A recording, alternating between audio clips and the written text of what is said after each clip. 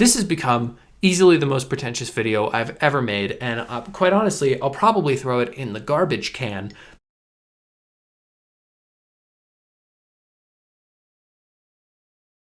Sometimes I worry that we don't appreciate the gifts that we are given from God on the level that we're supposed to. Like when was the last time you thought, just apropos of nothing, we're just so lucky to have Nicolas Cage. We're so lucky. Other people didn't, you know? Medieval people didn't have Nicolas Cage. They had the Jester. I don't know nothing about history. I don't know why I said any of that.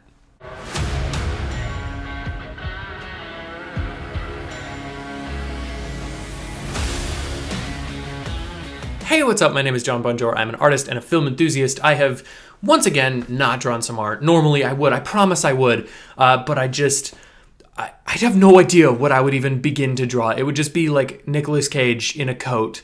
I would like to enthuse about some film. Today, we are going to be talking about Dream Scenario. This is one of the most unhinged movies I have ever seen. And in such a way that, is so subtly unhinged. That's the thing that I think works so well about this movie is Nicolas Cage is not new to the world of weird cinema. Obviously, he's not new to that. He did that one where he was in a post-apocalypse, cannot think of it, to save my life. I'll put the poster up if I can figure it out. He did Mandy. Mandy's a great example of just full-blown insanity, unhinged filmmaking. Dream Scenario is kind of the antithesis of that. It's a really weird concept, just like Mandy was, but done in such a naturalistic way that really, I can't explain it exactly, but it sets this space for Nicolas Cage to just shine in this movie. I love him on an ironic level in a lot of movies. I think he was genuinely perfect for this film. I cannot imagine any other actor pulling this movie off because it takes this unique blend of seeming self-absorption, which he has in the way of doing the unbearable weight of massive talent kind of sense, and also this just total reckless abandonment of self-worth, which is such a weird dichotomy to have. But the character that he plays, Paul, I think is his name in this movie, is such a unique blend of this guy who, spoilers, by the way, I'm going to talk about spoilers. Paul is this just the whole way through. Sorry, the whole way through I'm going to talk about spoilers. So if you have not seen the movie, go see the movie. I loved it. My wife did not like it even a little bit. We'll get to why later on both, but go see the movie. Make your own opinion. I think it's tremendous. Anyway, Paul is a character. I'm just going to say it's Paul. I'm not going to Google it. Nicolas Cage plays a character who has this dream of becoming a published author and becoming successful in his field, and he wants to do all of that, but he also has zero motivation to do any of it, which I think is really interesting. I feel I know people who are oh yeah, I totally want to do this, and then they take no steps toward doing that. I have this sense of if I really want to do something, I have to be doing it, or I feel I'm dying. Probably not healthy, if we're being honest. That's such a weird humble brag. Don't hear me say that. I'm not saying what I do is healthy. The whole film is about him having these dreams and then doing nothing to get them, and then suddenly being given fame, but not in the direction he wanted. I love the story, the themes that this plays with of fame and the positives and negatives of that, but also personal acceptance of yourself and appreciation, valuing of yourself, and where that plays a part in how happy you are no matter how famous you are. I think that's incredible. Unfortunately, the downside to that, like I said, I love this movie. This is one of my favorite movies that has come out in a long time. I think this is such a profoundly fun movie, but also such a really interesting, well-made film. I think it rides the line of being incredibly watchable and incredibly just deep and thought-provoking. I love that. I love that kind of film. But also, this is a bummer, guys. This is, friends, hey, gang, friends, my dudes, this is a bummer. This is not a happy movie to watch. This is a story about a guy who hates his whole existence and himself, and then he stumbles his way to the top of the world. Literally everyone is thinking about him. And then he manages to ride that directly into the ground again. I found it really engaging. But on the other hand, like, my wife hated this movie. And the reason she did, we talked about it a lot, just because whenever I disagree on a film with anyone that I like value their opinion, I always want to just talk about it, because I think that's the most interesting thing.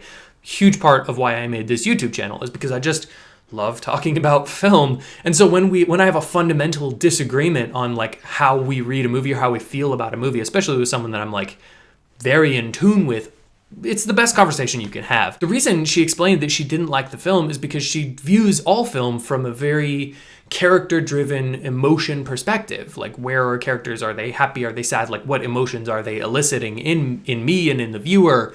And I think that's just so profound. It's something that I can do. It's something that I'm able to see, but it's not like I'm not as good at reading that necessarily. I'm very good at reading the shot composition and the editing and that kind of thing in the thematic sense. And then I'm okay at reading, like emotional stakes and character motivations and all that kind of stuff. It's one of the things that I love the most about her is she has this incredible way of connecting with characters on such a deep, personal almost level, and then reading the film through that lens, a thing that I wish I could do sometimes and then cannot do most of the time. And I think that's what makes it such an engaging, interesting film, is if you view this from the perspective of the protagonist like you're supposed to do for 98% of the films out there, it is such a downer. It's such a horrible bummer because everything is just like hate and sadness and disappointment and just like a false confidence, and it's all just sad throughout the whole movie. Just sad. But then if you view it from this like overhead view lens, there's this irony, this like poetic irony about his whole life, and like the choice to just not take any steps to do literally anything or view this from any other perspective than the one he already has. I think that's a thing that I love so much about Dream Scenario, is that you can view it two fundamentally different ways and get completely opposite viewings and experiences and senses from it, and it is equally valid in both ways. And I think I love that. I love that there's that kind of thing. Like, you don't, much as I love it, you don't get that with an Avengers, really. Like, the closest you get is like, oh, Thanos has a motivation that makes sense and is reasonable to an extent. This is not a cut and dried hero-villain movie, and I love that. Jumping back into my wheelhouse for a second, and then I'm going to wrap it all up. Technically speaking, this is such a unique film. This is like my biggest problem with Unbearable Weight of Massive Talent was that it felt like exactly how I probably would have made that movie, and I am nobody's filmmaker, and that's the problem. Like, that felt like a studio version of the movie about Nicolas Cage and Nicolas Cage's whole kind of persona, which is fine. It was fun. It was a cute little movie. I just didn't think it really I didn't think it did anything super profound or super fresh with what it had.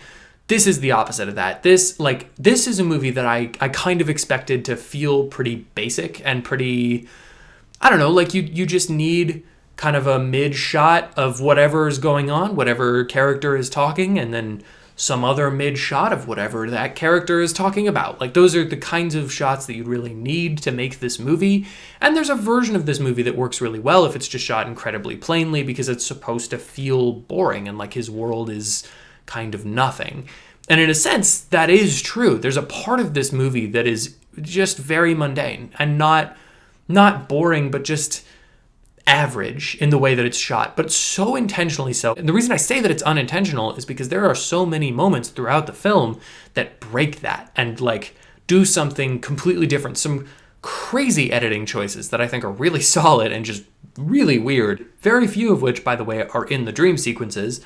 Another thing I greatly appreciate about this movie. But it's those moments that break that mundane normality of the movie that make this thing feel cohesive and make it feel intentional. So then you get whatever shot and it's like, okay, you chose to make that shot kind of feel bland and very shallow, and that's intentional. Also, comedy is subjective, but this movie is so funny. I'm sure there are so many people that will not laugh at a single thing in this movie, but I am not one of them. I am not one of those people. In fact, I have categorical evidence that there's like a subset of the world that's going to love this movie and a subset of the world that's going to hate this, because my theater had like a couple of people over here and myself, and we were just dying laughing. And then there was a couple of people down here and like the person a couple of seats next to me and my wife.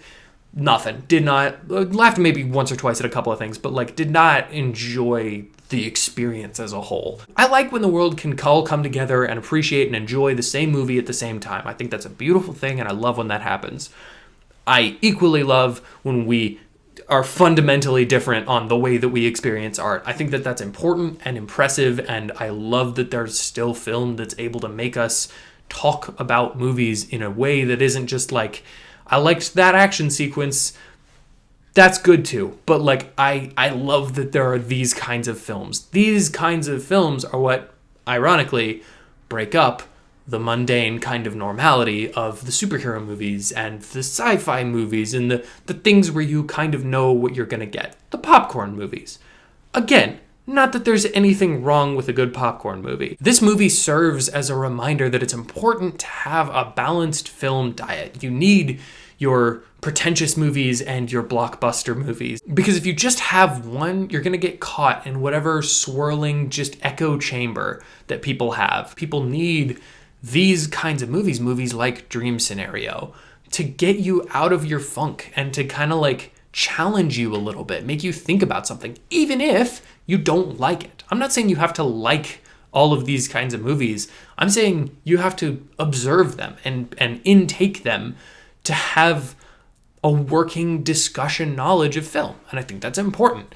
This has become easily the most pretentious video I've ever made. And quite honestly, I'll probably throw it in the garbage can because I feel like I'm gonna hate myself. But I've talked for too long and I've put way too much time into editing this, so I'm not gonna throw it away, for being honest. And honestly, if we're being completely candid, I like to feel smart, and talking about film is the only time that that's possible. So what did you think of Dream Scenario? Did you like it? Did you hate it? Have you not seen it? Do you not want to see it? Let me know. I want to know all of your thoughts.